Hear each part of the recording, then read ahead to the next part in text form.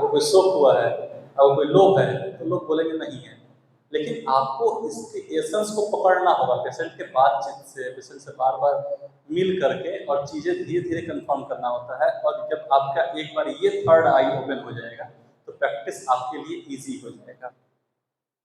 तो इसके बाद से भय, अतिसार वगैरह के टॉपिक्स आपने लोग देखे होंगे।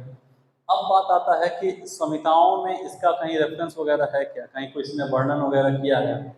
क्योंकि संहिताओं का विषय जो रहा है, वो रहा है कि शरीर के शोधन के लिए। जैसे हम लोग एक श्लोक बहुत पढ़ते हैं, योग वार्तिक का है संभवतः, कि योगेन चित्तस्य पदेन वाचा मलः शरीरस्य च वैद्यकेन। यानी योग बनाया गया चित्त के लिए, मन के लिए योग। दूसरा, योग के बाद योगेन चित्तस्य, शरीर की मलिनता को दूर करने के लिए आयुर्वेद शास्त्र, वाणी की मलिनता को दूर करने के लिए व्याकरण शास्त्र। कौन बनाया? पतंजलि बनाए। वही पतंजलि जिन्हें शेषनाग का अवतार माना जाता है, और उन्हीं को कुछ लोग आचार्य चरक मानते हैं। तो इस तरीके से जब उन्होंने, यदि माना जाए कि पतंजलि जी ही चरक के रूप में उद्भासित हैं, या हो सकता है उनके समकालीन रहे हों, तो ये अलग अलग तरीके से काम किया गया है। तो जब हमें अब मन पर काम करना है, तो योग शास्त्र में जाना होगा। और योग शास्त्र के धारा के ग्रंथ हैं कहाँ? यदि प्रश्न किया जाए क्या क्या पढ़ें, तो आप देखो पूरा का पूरा रस शास्त्र योग शास्त्र का है।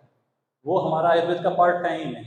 यदि आप देखोगे तो नवनाथों की परंपरा वहाँ पर है, नाथ परंपरा से ही वहाँ वहाँ आया हुआ है। वहाँ अघोर मंत्र का वर्णन है, वहाँ पर वो पारा को बंद करके खेचरी वगैरह सिद्ध करने की बात है। फिर वहाँ से वो शरीर पर उतरा है। देह सिद्धि के बाद आरोग्य सिद्धि की बात आती है, तो बहुत साधारण सी बात हो गई उसके लिए। तो हमें ढूंढना होगा और जाना होगा कि योग शास्त्र को देखें कि वहाँ पे इस चीज़ों को किस तरीके से वर्णन किया गया है। अब योग के दो भेद हैं अपने यहाँ। पहला जो अभी चल रहा है आचार्य पतंजलि वाला योग, और दूसरा है नाथ परंपरा का प्रयोग योग, सॉरी, जो दक्षिण भारत में आपके ऋषि अगस्त्य का जो योग है, जिसमें तंत्र जुड़ा हुआ है। तंत्र को उन्होंने अलग नहीं किया है। तंत्र शास्त्र, योग शास्त्र, आयुर्वेद और ये ज्योतिष शास्त्र, ये सब मिल करके आयुर्वेद है, जो मूल वाला आयुर्वेद है।